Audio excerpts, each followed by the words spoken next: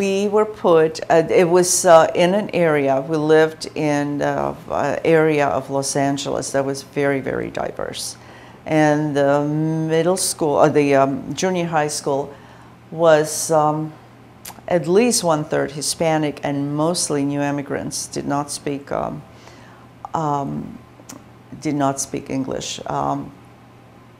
They were Eastern European immigrants. They were eventually, not immediately, but in '68, so within a year or so, they were kids that came from Czechoslovakia. They were kids, they were Russians, because some Russian Jews were getting out. I think Russians were letting out some Jews emigrating.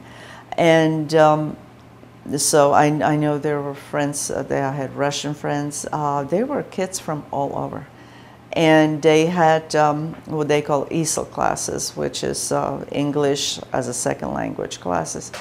So they put us in those. I think the biggest shock was, I was very novel.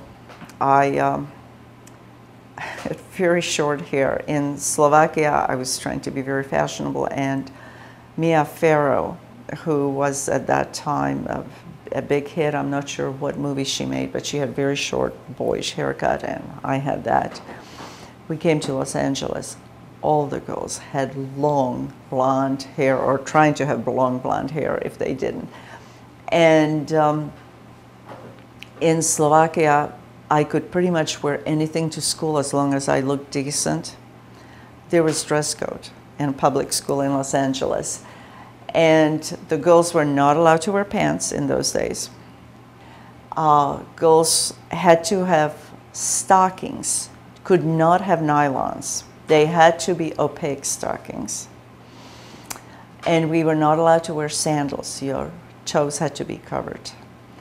And so there were things that we've discovered. As one day I came to school in sandals, and I ended up in vice principal's office. I had no idea why.